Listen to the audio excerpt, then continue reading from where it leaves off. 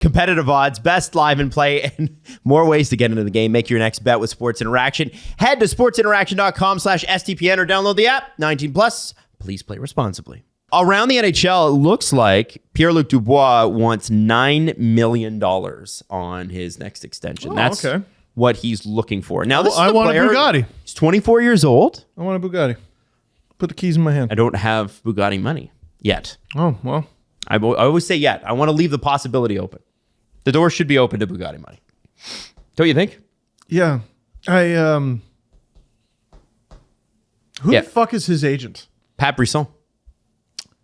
Yep. Yeah, Pat has gotten guys $9 million before. Mm-hmm. They were all better than this guy. Pierre-Luc Dubois is a great player. Yeah.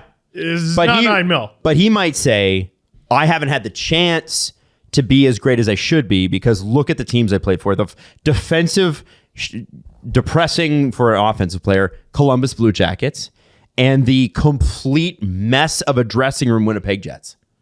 Like, here's the thing. You know, we're giving Pierre-Luc Dubois a really hard time, and I think he deserves it. But also, I think there's a lot of players that want out of Winnipeg. That shouldn't surprise us. It's not for wanting out of Winnipeg. It's wanting out of that dressing room. I want to go to this very specific place, and also I want you to mean Montreal? Give me the same amount of money that if I was a UFA with 32 eligible teams to sign me. Yeah. What fantasy world is he living in? Why would Montreal ever trade for PLD or sign him? I can see them trading for him, but $9 million? That doesn't make any sense. No, but even like bringing him in, you know, like, is it going to be a problem? What? Oh, to Montreal? Yeah. I don't know if it'll necessarily be a problem, but I can tell you they're not going to give him $9 million. The one thing Montreal has done, they might because the cap's going up. If you want him on a long-term deal, you might have to. I wouldn't give him Okay, that. so they got a lot of young guys. Look at the contracts they have signed. Nick Suzuki. I know. Cole Caulfield. Those are some incredible deals. And they're going to give this guy who doesn't even have, like, what percentage of the Jets season was he even their number one center?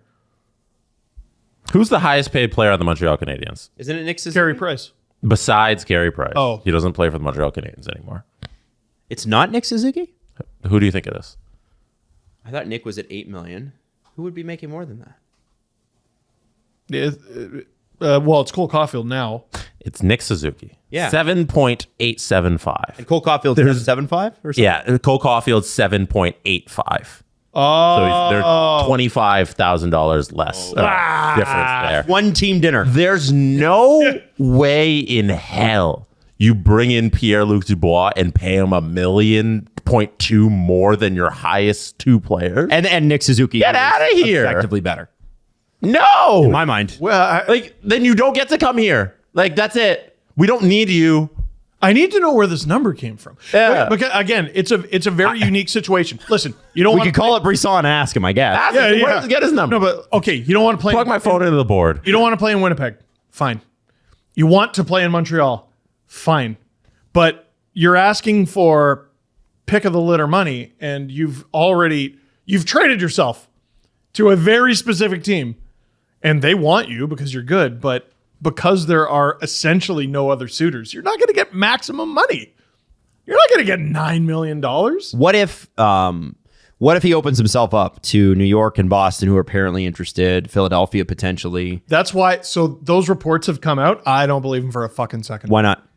Because it's been Montreal for like a year now. Well, he was in Montreal yesterday or last year expecting a trade. He wants to be a Canadian. Exactly. Nothing wrong with that. Now there's all these, how's it going to happen? And what's his number going to be? And I'm not going to sign with the Jets. And now all of a sudden, these other teams creep in. He's just using them. Mm-hmm. He's whoever it is, the Rangers, the Bruins. You know what helps is if you pick teams like cap teams with deep pockets. Pick some original six teams that get a lot of attention, deep pockets, drive up the value, and let's see if we can get $9 million. And you know what? Make sure you throw in a divisional rival of the Habs in there. Oh, I like that. Okay. It's all bullshit. I don't think he wants to go anywhere but Montreal, and the Habs ain't giving him $9 million.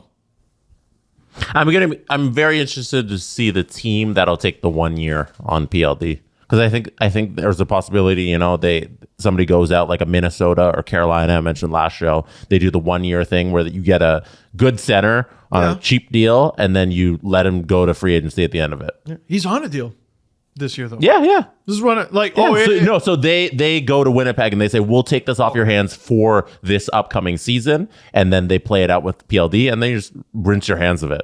You let him go do what he wants. Man. It's crazy, isn't it? It's I'm fascinated to see how this ends up. Like, even beyond him getting traded to Montreal, like, it's going to be Montreal. But like, if he has success there, we're going to see a lot of players thinking they're Pierre-Luc Dubois and trying to force themselves with their childhood team. If Pierre-Luc Dubois ends up in Montreal and has a good, let's say, 5-7 year run in Montreal, is that better for the game of hockey? That a player can just go out and say, I want to go to this destination, and then does it and has success after quitting on 2 teams?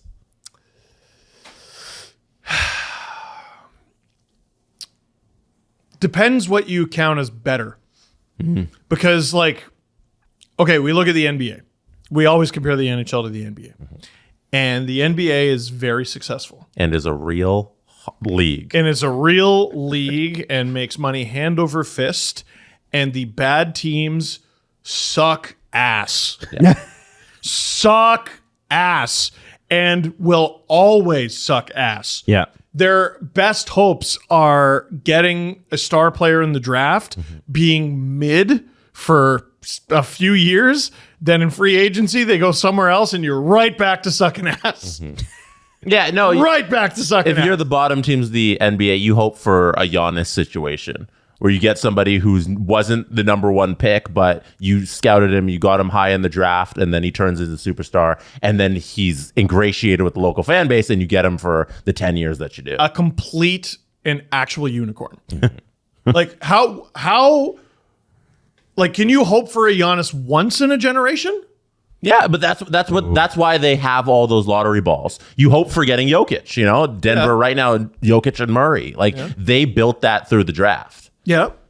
And like, it can be done, right? It can be done. But it's like the odds. the Pelicans, Zion's a disaster. Pelicans, They got Zion. They thought they had it. they thought they had it. And well, he's been in the news. Well, I mean, That's a really sure story. has. Certainly been in the news. Sure has. But no one's talking about, like, because the bad teams are just doomed to be bad or mid. Is basketball any worse for it? Doesn't seem like it. You know what I mean? So I don't know, but Gary doesn't want that in his NHL. He wants a 34 team league. Forget the 32 team he already has. He wants a 34 team league where every team can compete for the cup. So would you say it's good for hockey if he can do this? If the NHL does something that replicates what the NBA is doing, it is good by virtue of the NBA is a league that is successful, and the NHL is not a league and also isn't successful. What's the most fun thing about be a GM mode in NHL? Trades. moves? Trades. Fans love trades, man. I like this move to shorter contracts. I would love more trades. Let's go. So you think it's good for National Hockey League that Pierre can do this? Yeah, I think so. And it's not because, listen, it's the Winnipeg Jets. If they had a great winning culture, I don't think we'd be having this conversation. I think they've won. I think they've outperformed what anybody's expectations could be. But let's not deny that there's a lot of problems in that dressing room and probably isn't a fun place to play. Columbus, do you think playing under John Tortorella at the end of his run was fun when you're an offensively gifted player? I don't fucking think so, man. I think that this guy... Anthony Duclair seems like he's having a lot of fun right now, by the way. I think that this guy he's like, you know what? If it's going to suck, it may as well suck in my hometown for the team that I love. And so from that perspective, as much as I've been hard on Pierre-Luc Dubois, because I feel a bit funny about the way he's handled this stuff, I mean, if that's where he wants to play, how do you argue with it? I have far more respect for what he's done in Winnipeg than in Columbus. Sure. Especially that last shift in Columbus. Yeah, like Winnipeg, he's like, yeah, I'll come here, I'll score whatever. Because he knew he needed to do that. Yeah, but then they go, please resign here, and all he's done is politely tell them, no, I don't want to. Yeah. He's exercised. Nothing wrong with that. He's exercised his right under the CBA. No, I don't want to. Yeah. And you know what? Columbus, it's like, I don't want to resign here, and they're like, fuck you, we're keeping you anyway. And he said, okay, well, I'm going to dog it.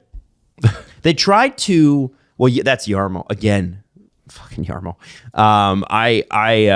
But like, that's Yarmo playing hardball like he does with everybody. But I look at this. I look at what Winnipeg has to do, right? If you're looking at the Jets, this is a perfect situation for them to do a quick retool.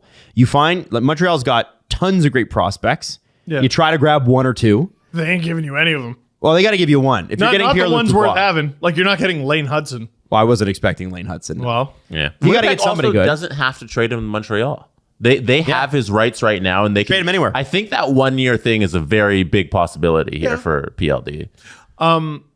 here's what I was going to say, though, regarding Yarmo, is Yarmo was stubborn, and PLD was stubborn. So PLD forces Yarmo's hand, but what does he get for him? Line A and Roslovic. Pretty good. Pretty good. What are we talking about the Jets getting for PLD? Oh, it won't be Shit. that. Exactly. So Yarmo was being pig-headed Yarmo about it, but I mean, we don't know what the Jets are going to get yet, but it sure sounds like it ain't going to be Line A and Roslovic.